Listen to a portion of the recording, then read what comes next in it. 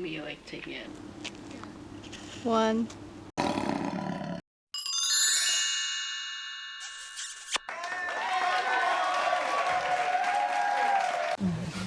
Hi. Okay. Hi guys, welcome to my channel. Today's video I'm gonna be doing the 7-day skipping rope challenge. So I originally saw this on Susie J. Todd's YouTube channel, and I saw that her results were really cool, and it was just a really good video. So I was kind of inspired to do it because I thought, why not? I love skipping. I used to be really good at it in middle school. We would play, I can't remember what it's called, but it's like Don't Miss the Beat or something like that, and we got all the way up to 600, and that's a lot. And we had around like 8 people. That was our streak. No one missed a beat for 600 beats. And I just remember that. It's been a couple of years since I last did it. So to give you a little bit of background information, Susie started with 500 on the first day and then increased it by 100 each day. So in total I'm not sure how much in total she did, but at the end of the 7 days she reached 1,100, and so I decided to follow that because she she had really good results.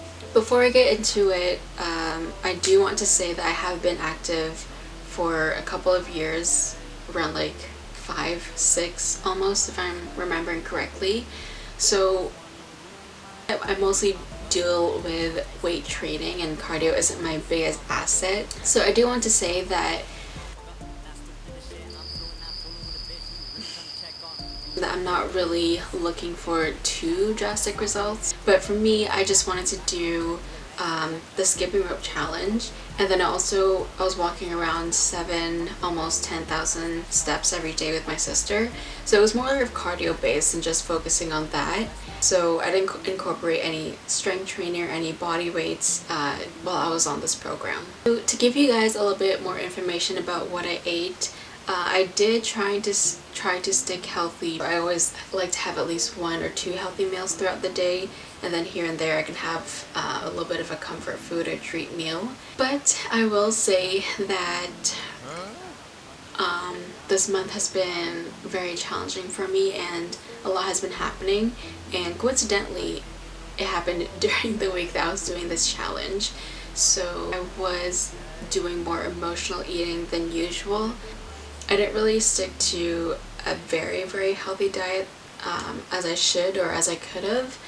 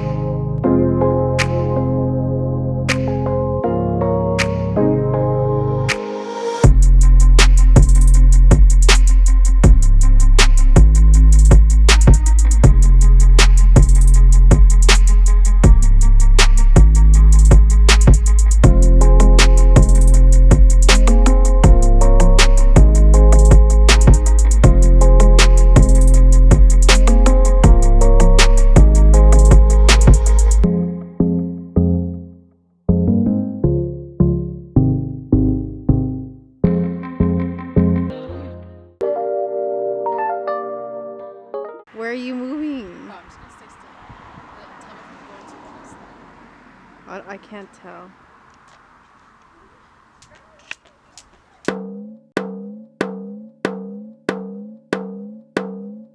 Look up from your telescope, take me on this journey home. I don't wanna wait. So the first day was really good. I had no issues at all. I started with the 500 and I wasn't even tired. I remember finishing it and feeling like it wasn't really a challenge. So I'm not sure how other people would do the skipping rope challenge, but for me personally, I started with a set of 100, waited for a couple seconds for my rest, and then I would go for another 100. So in total, it took me 5 or 10 minutes to finish that, probably even less if I took less rest time.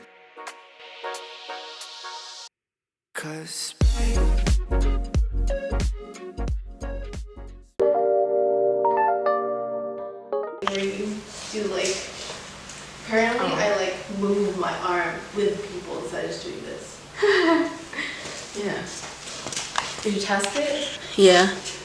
Do you know where to stand? Yeah. One's kind of around there. Space makes me sad. Once again, the second day was really easy as well. I had no challenges. It took me around 10 minutes again because it was just 600. And I have a Fitbit on me and I'm pretty sure the most my heart rate went up was around 130. So it wasn't that much.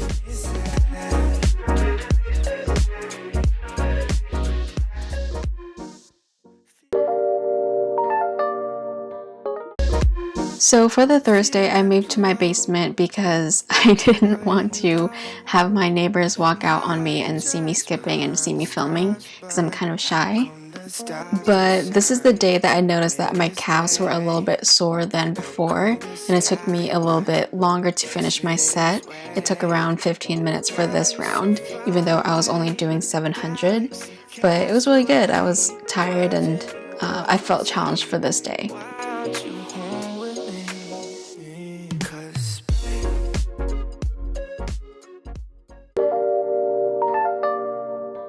Cast away, watching you hopelessly. Why aren't you home with me? So for day 4, I had a plan to do 800 skipping rope jumps, and this was actually probably my hardest day. Not only were my calves super sore to the point where I couldn't really walk straight, but on top of that, something personal did happen to me and it was just really stressful. So I was definitely not in the mood to skip, and you can tell here in this clip that I'm super frustrated and I just want to stop. And I also recorded really late in the day, around 9 p.m. So overall this day was just bad in terms of me skipping and the motivation for me to skip, and it took me around 20, almost 30 minutes because I just kept messing up.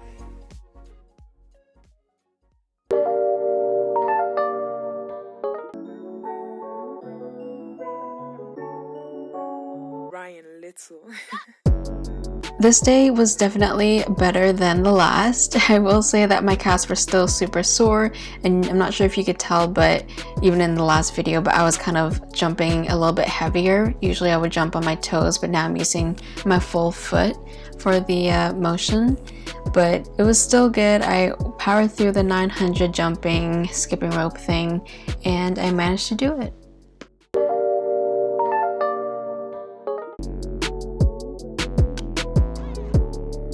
Surprisingly, for the second last day, for the 100 sets of skipping rope jumps, it was not that bad. I've noticed that my calves were completely healed, or I guess they weren't hurting at all, because yesterday and day 3 and 4, they were really bad where I couldn't even walk. But now, I don't know how, but I just suddenly got really good, and I guess I slept well, or I was well rested, so I had no soreness, and it was a really good day. It took me around 20 minutes to do the 1,000 jumping rope things, and it went really well.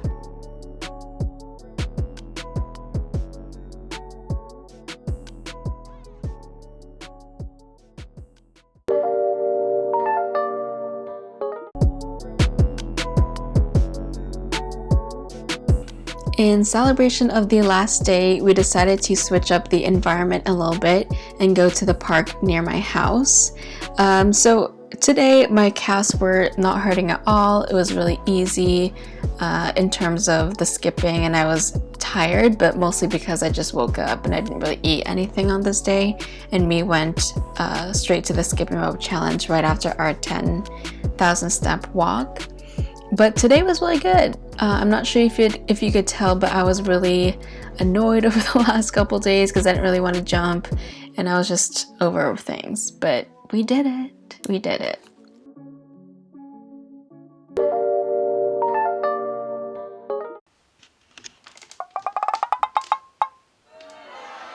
In the end, I didn't really have that much drastic results, but I'll still take anything. I think this really did help me de-bloat over the week.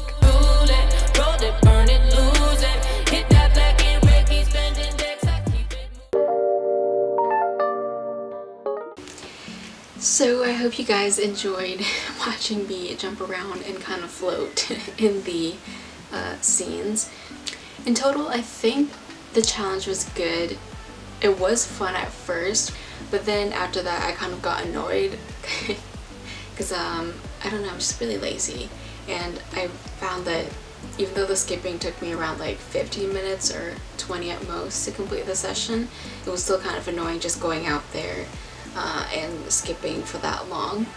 And I'm not sure if I mentioned to you guys before, but I live in Canada and it's currently fall season, so it's a little bit cooler than I'd like. And it gets darker as well earlier in the day.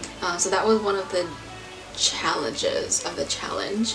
But other than that, it was actually really good. Like, I think, actually, honestly, I think the challenge was okay. The reason why I mentioned that I was advanced in the beginning of the video is because I think this would be a better fit for a beginner. I also wanted to mention that I wasn't really surprised when I saw the results and also on the scale.